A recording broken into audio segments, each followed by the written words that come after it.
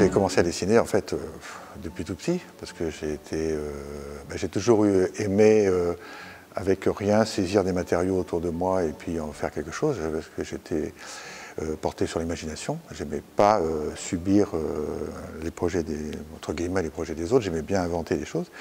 Et bien tout naturellement, en grandissant, j'ai eu les premiers outils, c'est la peinture, les pinceaux, les crayons, les craies. Et chez moi, dans ma chambre, j'avais un plancher un peu comme ici, je faisais des petits parcours. Mes parents étaient très contents parce qu'il fallait nettoyer le soir. Et puis après, à l'école, j'ai adoré les arts plastiques, tout ça. Et puis voilà, de fil en aiguille, j'ai fait ça de manière vraiment quotidienne, c'était une passion. Alors ce qui m'inspire, dans un cadre pareil d'ailleurs, depuis le temps que je suis là, c'est les lumières d'Hossegor, ça c'est indéniable, que je respire toute la journée, je fais des balades depuis de nombreuses années, quelles que soient les saisons. En peinture, depuis que je suis passé à l'art abstrait, je suis passé à l'art abstrait parce que j'avais besoin de me reconstruire, donc je fais beaucoup d'introspection. Les inspirations et les couleurs, les atmosphères et les teintes, pas forcément les structures, mais toute cette atmosphère dans la nature qui m'entoure, je naturellement les refonds en moi et je les ressors en fonction de mon inspiration, avec des mélanges que j'invente sur le moment en fonction de mes états. Voilà, c'est ça, c'est tout. C'est tout bête, mais c'est un peu ritualisé, quoi. C'est ritualisé sans contrainte, c'est-à-dire sans impératif. Mais à chaque fois que je rentre dans une atmosphère, je veux absolument aller jusqu'au bout.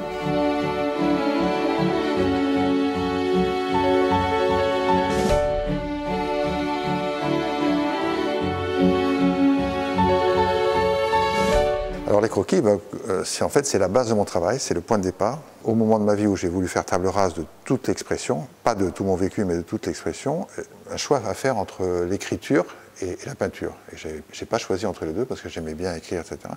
Et donc, je me suis remis à faire des choses très très simples qui ont fini par devenir au bout d'un moment même des carrés. Donc ça a été ma base, parce que le carré, pour moi, c'est la base, c'est la structure de base, la référence stabilité.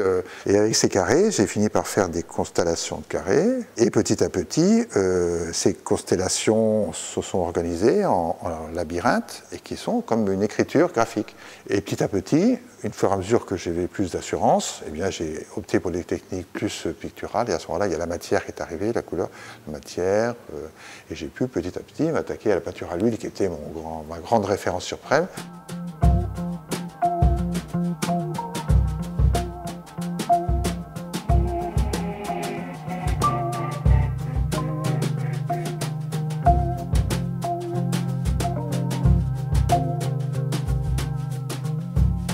Là, c'est ce que j'appelle les tableaux vaporeux, c'est-à-dire que ce n'est pas fait avec de la peinture. Je voulais rendre un effet mat qui ressemble un peu à, pour faire une comparaison facile, un peu la matière des nuages, vous savez, un peu cotonneux. Donc on rentre, et de façon à faire en même temps des formats grands, de façon à ce qu'on rentre. Comme j'avais besoin de rentrer en moi-même, il fallait que le lecteur il rentre dans le tableau, qu'il ne soit pas arrêté par la surface du tableau, qu'il rentre dans un espace. Et donc, évidemment, au fur et à mesure, il y a des associations de couleurs qui ont fait que ça fait converger l'œil vers le centre, tout en respectant la mise en place de la construction. Un autre exemple de cette période vaporeuse, où là, il n'est pas question de représenter quoi que ce soit d'extérieur. La construction est très rigoureuse et simple, mais c'est l'effet de couleur, donc avec cette perspective là, du jaune au bleu, le bleu étant plus loin, et ça fait rentrer la concentration vers le fond de l'espace. Et je le trouve très, très apaisant. Entre guillemets, je l'aurais appelé zen si j'avais mis des titres pour influencer les gens.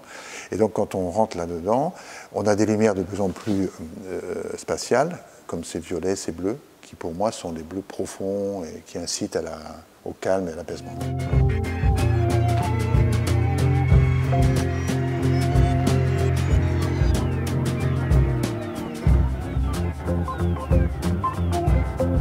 Voilà, alors là on est dans encore une autre famille de tableaux qui représente une période qui s'éloigne un peu maintenant des croquis initiaux, toujours construit de manière rigoureuse, mais la peinture et le matériau vient se superposer et donc progressivement se substitue à la construction initiale qui reste sous-jacente.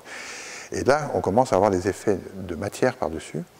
Et là, ces 4 tableaux, ce sont des exemples de matières qui tentent à donner des impressions de tissu, de toile, de cuir même, alors tanné, vous savez, on fait plusieurs couches, on travaille sur soi, et donc là c'est un rapport tactile à la peinture, alors qu'au début c'était très visuel, parce que j'arrivais progressivement, et là, avec l'aisance que donne justement le contact avec les gens, on tente des choses nouvelles, et petit à petit, mais sans contrainte, et là, il y a un côté peinture tactile que j'aimais bien. En général, si on suit le parcours, la progression personnelle, des croquis jusqu'à l'époque actuelle, c'est quand même un travail à la base géométrique. C'est-à-dire que même si ce n'est pas rigoureux au niveau mesure, c'est un équilibre de la construction géométrique qui prime. Voilà. Pour mon équilibre, pour l'équilibre du tableau, et tout ce qui suit après dans la mise en peinture est basé sur l'équilibre géométrique.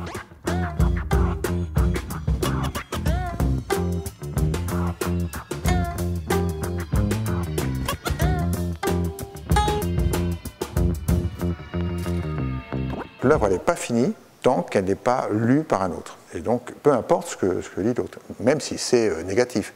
Mais l'œuvre est terminée, la peinture est terminée, lorsque quelqu'un d'extérieur l'a lue, se l'est appropriée, et comme ça, ça nous libère pour avancer. Et c'est là où on arrive à maturation, c'est qu'on se dit, ces œuvres-là ne m'appartiennent plus.